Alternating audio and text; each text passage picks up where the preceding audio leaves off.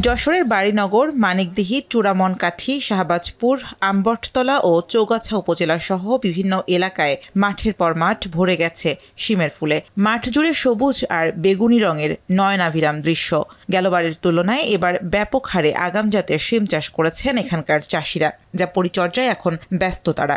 ফুলগুলো বেঁচে দিলে সিমগুলো তাড়াতাড়ি সুবিধা হয়, ভালোভাবে সিমগুলো পরিষ্কার হয়ে ওঠে।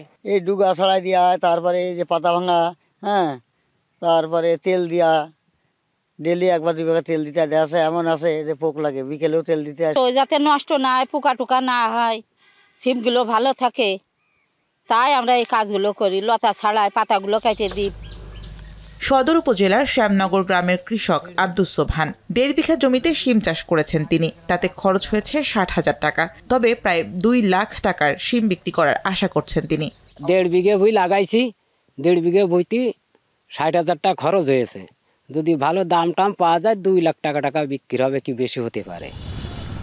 শিমের আবাদ ভালো হলেও কৃষকের অভিযোগ সার, কীটনাশক ও শ্রমিকের মজুরি বৃদ্ধি নিয়ে। অন্যদিকে এবছর বৃষ্টি বেশি হয়, জমিতে তৈরি হয় জলাবদ্ধতা, নষ্ট হয়েছে অনেক গাছ।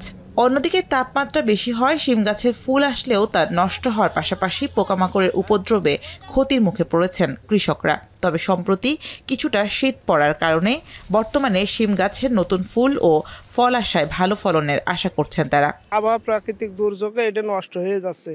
তারপরে তেল সারে মনে করেন যে ভালো কাজ করছে না, কীটনাশক দিলেও ভালো কাজ করছে না। 1 কেজি সার ছিল 28 টাকা, সেই সার হচ্ছে আপনার 32 টাকা।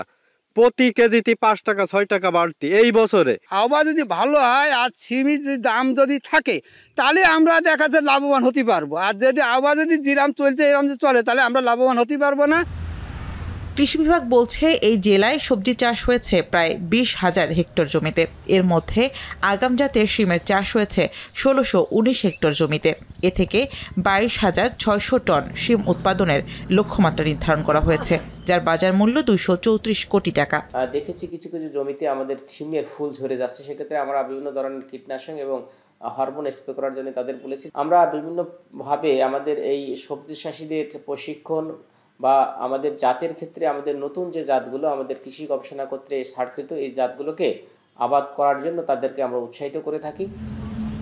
গেল বছর এই জেলায় আগাম জাতের শিম চাষ হয় 1600 হেক্টর জমিতে, যা থেকে উৎপাদন হয় 22,500 টন শিম। এখন যশোর।